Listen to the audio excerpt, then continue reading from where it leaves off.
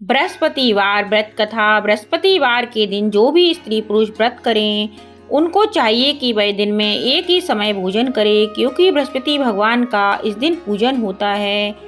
भोजन पीली चने की दाल आदि का करें, परंतु नमक नहीं खावें और पीले वस्त्र पहने, पीले ही फलों का प्रयोग करें, पीले चंदन से पूजन करें। पूजन के बाद प्रेम पूर्वक गुरु महाराज की कथा सुननी चाहिए। इस व्रत को करने से मन की इच्छाएं पूरी होती हैं और बृहस्पति भगवान प्रसन्न होते हैं। धन पुत्र विद्या तथा मनवांछित फलों की प्राप्ति होती है। परिवार को सुख तथा शांति मिलती है। इसलिए यह व्रत सर्वश्रेष्ठ और अति फलदायक है। यह व्रत सभी स्त्री व पुरुषों के लिए है। इस व्रत में केले का पूजन करना चाहिए। कथा और पूजन के समय मन क्रम वचन से शुद्ध होकर जो इच्छा हो वह पूर्ण करते हैं, ऐसा मन में दृढ़ विश्वास रखना चाहिए। बृहस्पतिवार की व्रत कथा। एक समय की बात है कि भारतवर्ष में एक नृपति राज्य करता था। वह बड़ा ही प्रतापी और दानी था। वह नित्य प्रतिदिन मंदिर में दर्शन करने जाता था। वह ब्राह्मण और गुरु की सेवा किया करता था। उसके दरवाजे से कोई भी निराश होकर नहीं लौटता था तथा वह प्रत्येक गुरुवार को व्रत रखता एवं पूजन करता था। प्रतिदिन गरीबों की सहायता करता था, परंतु ये सब बातें उसकी रानी को अच्छी नहीं लगती थी। वह ना व्रत करती, ना किसी को एक दमड़ी दान में देती थी तथा राजा से भी ऐसा करने को मना किया करती थी। एक समय की बात है कि राजा तो शिकार खेलने वन को गए हुए थे। घर पर रानी और दासी थी। उस समय गुरु बृहस्पति देव एक साधु का रूप धारण कर राजा के दरवाजे पर भिक्षा मांगने गए और तथा भिक्षा मांगी तो रानी कहने लगी, हे साधु महाराज, मैं इस दानपन से तंग आ गई हूँ। मेरे तो घर का कार्य ही समाप्त नहीं होता है। इस कार्य के लिए तो मेरे पति देव ही बहुत हैं। अब आप इस प्रकार की कृपा करें कि यह सब धन नष्ट हो जावे तो मैं आराम से रह सकूं। साधु बोले, हे देवी, तुम तो बड़ी विचित्र हो। संतान और धन से कोई दुखी नहीं होता, इसको सभी चाहते हैं। हे पापी, भी पुत्र और धन की इच्छा करते हैं। अगर आपके पास अधिक धन है तो भूखे मनुष्यों को भोजन कराओ, प्याऊ लगवाओ, ब्राह्मणों को दान दो, धर्मशाला बनवाओ, कुआं, तालाब, बावड़ी, बाग बगीचे आदि के निर्माण कराओ। इस प्रकार के कर्मों से आपके कुल और नाम परलोक में सार्थक होगा एवं स्वर्ग की प्राप्ति होगी। मगर वह रानी इन बातों से खुश ना हुई। वह बोली, हे साधु महाराज, मुझे ऐसे धन की आवश्यकता नहीं जिसको ही मनुष्यों को दान दूं तथा जिसको रखने उठाने मेरा सारा समय वही बर्बाद हो जावे। साधु ने कहा, हे देवी, तुम्हारी ऐसी इच्छा है तो ऐसा ही होगा। मैं तुम्हें बताता हूँ, वैसा ही करना। बृहस्पतिवार के दिन घर को गोबर से लीपना, अपने केशों को धोना, केशों को धोते हुए स्नान करना, राजा से कहना कि वह हजामत बनवाए, भोजन में मांस मदिरा खाना, धोबी के यहाँ कपड़े धुलने डालना। इस प्रकार 7 बृहस्पतिवार करने से तुम्हारा सब धन नष्ट हो जाएगा। ऐसा कहकर साधु महाराज वहां से अंतर ध्यान हो गए। रानी ने साधु के कहने के अनुसार वैसा ही किया। 3 बृहस्पतिवार ही बीते थे कि उनका समस्त धन नष्ट हो गया और भोजन के लिए दोनों समय तरसने लगे। सांसारिक भोगों से दुखी हो राजा ने कहा, यहाँ पर मुझे सभी मनुष्य जानते हैं, इसलिए कोई कार्य भी नहीं कर सकता। देश चोरी परदेश भीख बराबर है। ऐसे कहकर राजा प्रदेश में चला गया। वहाँ जंगल में जाता और लकड़ी काट लाता और शहर में बेचता। इस तरह जीवन व्यतीत करने लगा। इधर राजा के घर रानी और दासी दुखी रहने लगी। किसी दिन भोजन मिलता और किसी दिन जल पी कर ही रह जाती। एक समय रानी और दासी को 7 रोज बिना भोजन के व्यतीत हो गए तो रानी ने अपनी दासी से कहा, हे दासी, यहाँ पास ही के नगर में मेरी बहन रहती है। वह बड़ी धनवान है। तू उसके पास जा और वहाँ से 5 शेर बेजर मांग ला, जिससे कुछ समय के लिए गुजारा हो जाएगा। इस प्रकार रानी की आज्ञा मानकर दासी उसकी बहन के पास गई। उस समय रानी की बहन पूजन कर रही थी, क्योंकि उस रोज बृहस्पतिवार था। जब दासी ने रानी की बहन को देखा और उससे बोली, हे रानी, तुम्हारी बहन ने भेजा है, मेरे लिए 5 शेर बेजर दे दो। इस प्रकार दासी ने अनेक बार कहा, परंतु रानी ने कुछ उत्तर ना दिया, क्योंकि वह उस समय बृहस्पतिवार की कथा सुन रही थी। इस प्रकार जब बांदी को किसी प्रकार का उत्तर नहीं मिला तो वह बहुत दुखी हुई एवं क्रोध भी आया और लौटकर अपने गांव और रानी के पास आकर बोली, हे रानी, तुम्हारी बहन तो बड़ी बेईमानी है। वह छोटे मनुष्यों से बात भी नहीं करती, इसलिए मैंने उससे कहा तो उसने कोई उत्तर नहीं दिया। मैं वापस चली आई। रानी बोली, हे दासी, इसमें उसका कोई दोष नहीं है। जब बुरे दिन आते हैं तब कोई सहारा नहीं देता। अच्छे बुरे का पता विपत्ति में ही लगता है। जो ईश्वर की इच्छा होगी वही होगा। यह सब हमारे भाग्य का दोष है। इधर उस रानी ने देखा कि मेरी बहन की दासी आई, परंतु मैं उससे नहीं बोली। इससे वह बहुत ही दुखी हुई होगी। यह सोच कथा को सुनो। विष्णु भगवान का पूजन समाप्त कर वह रानी अपनी बहन के घर को चल दी और जाकर अपनी बहन से कहने लगी कि हे बहन, मैं बृहस्पतिवार की व्रत कथा कर रही थी जिस समय तुम्हारी दासी मेरे पास आई थी, परंतु जब तक कथा होती है तब तक ना उठते हैं ना बोलते हैं, इसलिए ना बोली। कहो दासी क्यों गई थी? रानी बोली, बहन हमारे घर में अनाज नहीं था। वैसे तुमसे कोई बात छिपी नहीं है, इस कारण मैंने दासी को तुम्हारे पास 5 शेर बेजर लेने के लिए भेजा था। रानी बोली, बहन देखो, बृहस्पति देव भगवान सबकी मनोकामना पूर्ण करते हैं, देखो शायद तुम्हारे घर में अनाज रखा हो। इस प्रकार का वचन जब रानी ने सुना तो घर के अंदर गई और वहां से एक घड़ा बेजर का भरा मिल गया। तब तो वह रानी और बांदी बहुत ही खुश हुई और दासी बोली, हे रानी देखो, वैसे हमको जब भोजन नहीं मिलता तो हम रोज ही व्रत करते हैं, अगर इनसे व्रत की विधि और कथा पूछ ली जावे तो हम भी व्रत किया करें। तब उस रानी ने अपनी बहन से पूछा कि हे बहन, बृहस्पतिवार की व्रत कथा कैसी करनी चाहिए तथा व्रत कैसे करना चाहिए? रानी की बहन ने कहा, बृहस्पतिवार के दिन व्रत में चने की दाल मुनक्का से विष्णु भगवान का केले की जड़ में पूजन करें तथा दीपक जलावें, पीला भोजन करें तथा कहानी सुने। इस प्रकार से व्रत करने से गुरु भगवान प्रसन्न होते हैं, अन्न पुत्र एवं धन देते हैं, मनोकामना पूर्ण करते हैं। इस प्रकार रानी और दासी दोनों ने निश्चय किया कि बृहस्पतिवार भगवान का पूजन जरूर करेंगे। 7 दिन बाद जब बृहस्पतिवार आया तो उन्होंने व्रत रखा, गुड़साल से जाकर चना गुड़ बीन लाई तथा उसकी दाल से केले के जड़ का तथा विष्णु भगवान का पूजन किया। आप भोजन पीला कहाँ से आवे? बेचारी बड़ी दुखी हुई, परंतु उन्होंने व्रत किया था, इस कारण गुरु भगवान प्रसन्न थे। वह महात्मा के रूप में 2 थालों में सुंदर पीला भोजन लेकर आए और दासी को देकर बोले, हे दासी, है तुम्हारे और रानी के लिए भोजन है, तुम दोनों करना। दासी भोजन पाकर बड़ी प्रसन्न हुई और रानी से बोली, चलो रानी जी भोजन कर लो। रानी को इस विषय में कुछ पता नहीं था, इसलिए वह दासी से बोली, तू ही भोजन कर, क्योंकि तू हमारी व्यर्थ में हंसी उड़ाती है। दासी बोली, एक महात्मा भोजन दे गया है। रानी कहने लगी, वह भोजन तेरे लिए ही दे गया है, तू भोजन कर। दासी ने कहा, वह महात्मा हम दोनों को 2 थालों में भोजन दे गए हैं, इसलिए हम और तुम दोनों ही साथ साथ भोजन करेंगे। इस प्रकार रानी और बांदी दोनों ने गुरु भगवान को नमस्कार कर भोजन प्रारंभ किया तथा वह प्रत्येक बृहस्पतिवार को गुरु भगवान का व्रत और विष्णु भगवान का पूजन करने लगी। बृहस्पति देव भगवान की कृपा से फिर रानी और दासी के पास धन हो गया और वह फिर इस प्रकार आलस करने लगी। तब दासी बोली, देखो रानी, तुम पहले भी इस प्रकार आलस करती थी, तुम्हें धन के रखने में कष्ट होता था, इस कारण सभी धन नष्ट हो गया। अब गुरु भगवान की कृपा से धन मिला है तो फिर तुम्हें आलस्य होता है। बड़ी मुसीबतों के बाद हमने यह धन पाया है, इसलिए हमें दान पुण्य करना चाहिए तथा भूखे मनुष्यों को भोजन कराओ, प्याऊ लगवाओ, ब्राह्मणों को दान दो, कुआं तालाब बावड़ी आदि का निर्माण कराओ, मंदिर पाठशाला बनवा कर दान दो, कुंवारी कन्याओं का विवाह करवाओ, धन का शुभ कार्यों में खर्च करो, जिससे तुम्हारे कुल का यश बढ़े तथा स्वर्ग प्राप्त हो और पितर भी प्रसन्न होंगे। तब रानी ने इसी प्रकार कार्य करने प्रारंभ किए तो काफी यश फैलने लगा। एक दिन रानी दासी विचार करने लगी, ना जाने राजा किस प्रकार से होंगे, उनकी कोई खबर नहीं। गुरु भगवान से उन्होंने प्रार्थना की और भगवान ने राजा को स्वप्न में कहा, हे राजा उठ, तेरी रानी तुझको याद करती है, अपने देश को चल। राजा प्रातः काल उठा और विचार करने लगा, स्त्री जाति खाने और पहनने की संगनी होती है, पर भगवान की आज्ञा मानकर वह अपने नगर के लिए चलने को तैयार हुआ। इससे पूर्व जब राजा प्रदेश चला गया तो प्रदेश में दुखी रहने लगा, प्रतिदिन जंगल से लकड़ी कीन कर लाता और उन्हें शहर में बेचकर अपने दुखी जीवन को बड़ी कठिनता से व्यतीत करता था।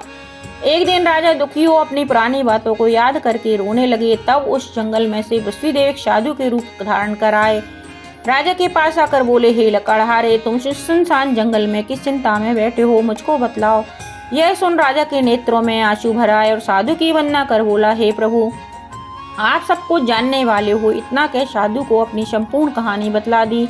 महात्मा दयालु होते हैं, उससे बोले, हे राजा, तुम्हारी स्त्री ने बृहस्पति देव का अपराध किया था, जिस कारण तुम्हारी यह दशा हुई। अब तुम किसी प्रकार की चिंता मत करो, भगवान तुम्हें पहले से अधिक धनवान करेंगे। देखो, तुम्हारी स्त्री ने गुरुवार का व्रत प्रारंभ कर दिया है और तुम मेरा कहा मानकर बृहस्पतिवार के व्रत करने के चने की दाल गुड़ जल के लोटे में डालकर केले के पूजन करो, फिर कथा कहो और सुनो, भगवान तेरी सब कामनाओं को पूर्ण करेंगे। साधु को प्रसन्न देखकर राजा बोला, हे प्रभु, मुझे लकड़ी बेचकर इतना पैसा नहीं मिलता जिससे भोजन करने के उपरांत कुछ बचा सकूं। मैंने रात्रि में अपनी रानी को व्याकुल देखा है, मेरे पास कुछ भी नहीं जिससे उसकी खबर तो मंगा सकूं। फिर मैं कौन सी कहानी कहूँ, यह मुझको कुछ भी मालूम नहीं है। साधु ने कहा, हे राजा, तुम किसी बात की चिंता मत करो, बृहस्पतिवार के दिन तुम रोजाना की तरह लकड़ियाँ लेकर शहर को जाना, तुमको रोजाने से दुगना धन प्राप्त होगा। इससे तुम भली भांति भोजन कर लोगे तथा बृहस्पतिदेव की पूजा का सावन भी आ जाएगा। बृहस्पतिवार की कहानी निम्न प्रकार से है। भगवान बृहस्पति देव की कहानी। प्राचीन काल में एक ब्राह्मण रहता था, वह बहुत निर्धन था, उसके कोई संतान नहीं थी। उसकी स्त्री बहुत मलिनता के साथ रहती, वह स्नान न करती, किसी देवता का पूजन न करती, प्रातः काल उठते ही सर्वप्रथम भोजन करती, बाद में कोई अन्नकार करती थी। इससे ब्राह्मण देवता बड़े दुखी थे। बेचारे बहुत कुछ कहते थे किंतु उसका कोई परिणाम ना निकला। भगवान की कृपा से ब्राह्मण की स्त्री के कन्या रूपी रत्न पैदा हुए। वह कन्या अपने पिता के घर में बड़ी होने लगी। वह बालिका प्रातः स्नान करके विष्णु भगवान का जाप करने लगी, बृहस्पतिवार का व्रत करने लगी। अपने पूजन पाठ को समाप्त करके स्कूल जाती तो अपनी मुट्ठी में जौ भर के ले जाती और पाठशाला के मार्ग में डालती जाती। तब ये जौ स्वर्ण के हो जाते। लौटते समय उनको बीन कर घर को ले आती थी। एक दिन वह कन्या सूप में उन सोने के जौ को फटक कर साफ कर रही थी। उसके पिता ने देख लिया और कहा, हे बेटी, सोने के जौ को फटकने के लिए सोने का सूप होना चाहिए। दूसरे दिन गुरुवार था। इस कन्या ने व्रत रखा और विष्णुदेव से प्रार्थना करके कहा, हे प्रभु, मैंने आपकी पूजा सच्चे मन से की हो तो मेरे लिए सोने का सूप दे दो। विष्णुदेव ने उसकी प्रार्थना स्वीकार कर ली। रोजाना की तरह वह कन्या जौ फैलाती हुई जाने लगी। तब लौटकर जौ बीन रही थी तो विष्णुदेव की कृपा से उसे सोने का सूप मिला।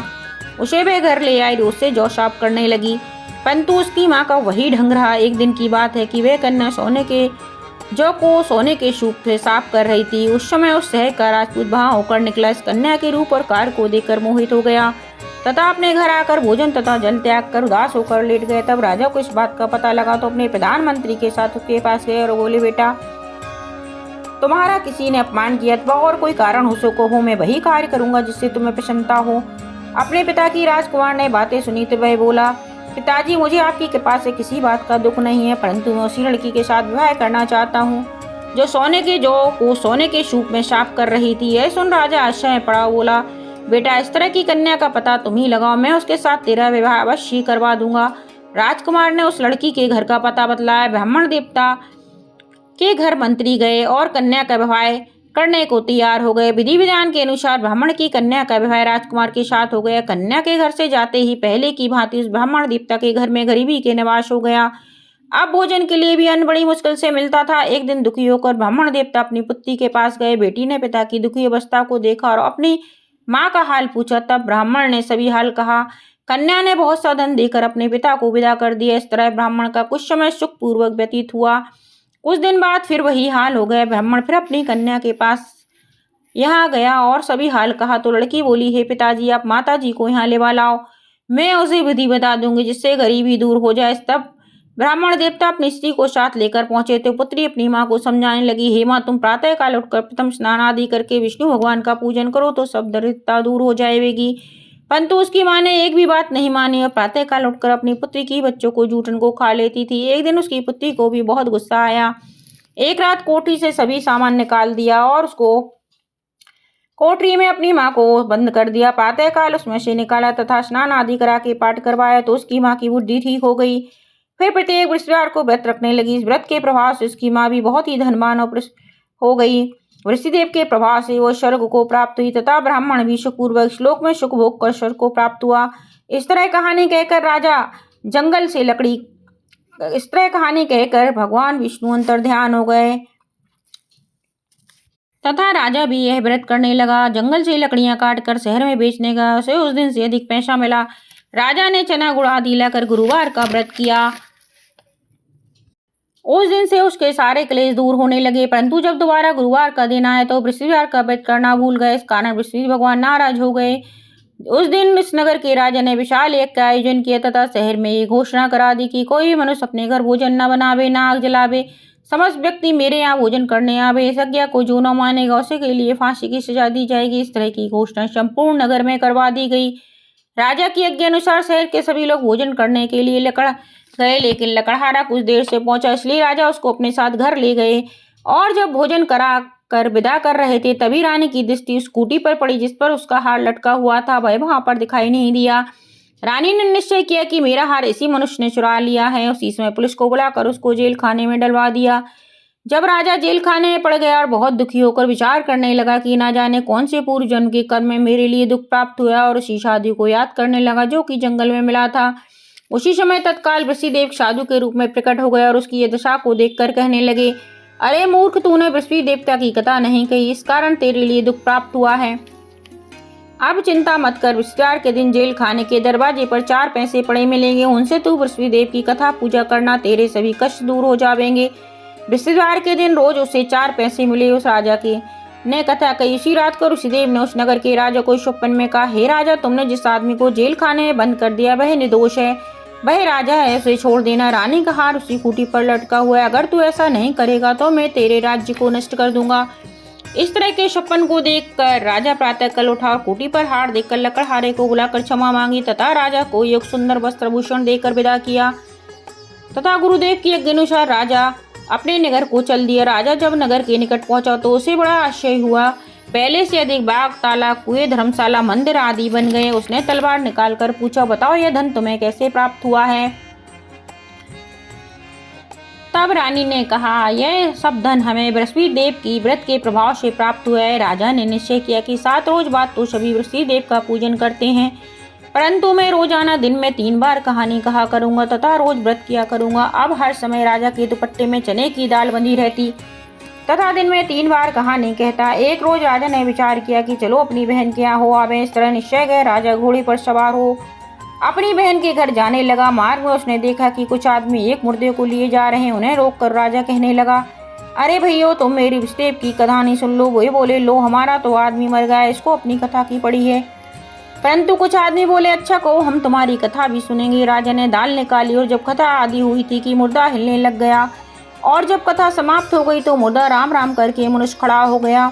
आगे मार्ग में से एक किसान खेत में हल चलाता मिला। राजा ने उसे देखा और उससे बोले, अरे भैया, तुम मेरी रिश्तेदार की कथा सुन लो। किसान बोला, जब तक मैं तेरी कथा सुनूंगा जब तक 4 हरैया जोत लूंगा। जा अपनी कथा किसी और को सुनाना। इस तरह राजा आगे चलने लगा। राजा के हटते ही बैल पछाड़ खाकर गिर गए तथा उसके पेट में बड़ी जोर का दर्द होने लगा। उस समय उसकी माँ रोटी लेकर आई। उसने जब यह देखा तो अपने बेटे से सब हाल पूछा। बेटे ने सभी हाल कह दिया। बुढ़िया दौड़ी दौड़ी उस घुड़सवार के पास गई और बोली, मैं तेरी कथा सुनूंगी, तू अपनी कथा मेरे खेत पर चढ़कर कहना। बुढ़िया के खेत पर जाकर राजा ने कथा कही, जिसको सुनते ही बैल उठ खड़े हुए तथा किसान के पेट का दर्द बंद हो गया। राजा अपनी बहन के घर पहुंचा और बहन ने भाई की खूब मेहमानी की। दूसरे दिन रोज प्रातःकाल राजा जगा तो वह देखने लगा कि सब लोग भोजन कर रहे हैं। राजा ने अपनी बहन से कहा, ऐसा कोई मनुष्य है जिसने भोजन न किया हो? मेरी यह बृहस्पतिवार की कथा सुन ले। बहन बोली, है भैया, यह देश ऐसा ही है। पहले यहाँ लोग भोजन करते हैं, बाद में अन्य काम करते हैं। अगर कोई पड़ोस में हो तो देखाऊं। वह ऐसा कहकर देखने चली गई, परंतु उसे कोई ऐसा व्यक्ति नहीं मिला जिसने भोजन न किया हो। तय वह एक कुमार के घर गई जिसका लड़का बीमार था। उसे मालूम हुआ कि उनके यहाँ 3 रोज से किसी ने भोजन नहीं किया है। रानी ने अपने भाई की कथा सुनने के लिए कुमार से कहा। वह तैयार हो गया। राजा ने जाकर विष्णुदेव की कथा कही, जिसको सुनकर उसका लड़का ठीक हो गया। अब तो राजा की प्रशंसा होने लगी। एक दिन राजा ने अपनी बहन से कहा, बहन, हम अपने देश को जाएंगे, तुम भी तैयार हो जाओ। राजा की बहन ने अपनी सास से पूछा। सास बोली, हाँ चली जा, परंतु अपने लड़कों को मत ले जाना, क्योंकि तेरे भाई की कोई औलाद नहीं है। बहन ने अपने भाई से कहा, भाई, मैं तो चलूंगी, परंतु कोई बालक नहीं चलेगा। राजा बोला, जब कोई बालक नहीं चलेगा तब तुम ही क्या करोगे? बड़े दुखी मन से राजा अपने नगर को लौट आया। राजा ने अपनी रानी से कहा, हम निर्वंशी राजा हैं, हमारा मुंह देखने का धर्म नहीं है, कुछ भोजन आदि नहीं किया। हम निर्वंशी राजा हैं, हमारा मुंह देखने का धर्म नहीं है, कुछ भोजन आदि नहीं किया। रानी बोली, हे प्रभु, ऋषिदेव ऐसे ही हैं, सबको सब कुछ देने वाले हैं। भगवान ऋषिदेव तुम्हें संतान अवश्य देंगे। उसी रात्र को ऋषिदेव ने राजा को स्वप्न में कहा, हे राजा, उठ, सभी सोच त्याग दे, तेरी रानी गर्भ से है। राजा को यह बात सुनकर बड़ी खुशी हुई। 9वें महीने में उसके गर्भ से एक सुंदर पुत्र पैदा हुआ। तब राजा बोला, हे रानी, स्त्री बिना भोजन के रह सकती है? बिना कहे नहीं। मेरी बहन जब आवे तो तुम उससे कुछ मत कहना। रानी ने सुनकर हाँ कर दिया। जब राजा की बहन यह समाचार लेकर आई तो वह बहुत खुशी हुई तथा बधाई लेकर आई। तब रानी ने कहा, घोड़ा चढ़कर तो नहीं आई, गधा चढ़ी आई। राजा की बहन बोली, भाभी, मैं इस बार ना कहती तो तुम्हें औलाद कैसे मिलती?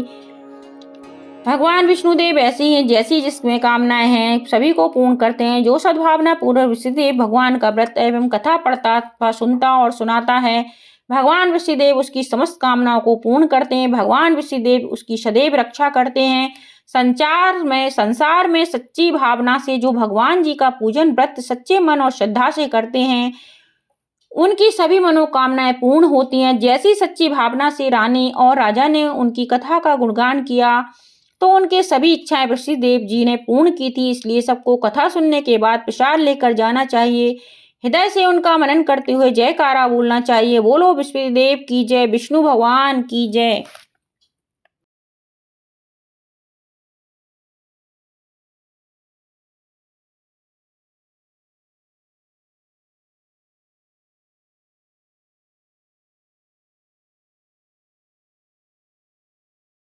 बृहस्पति देव की आरती। ओम जय बृहस्पति देवा, स्वामी जय बृहस्पति देवा।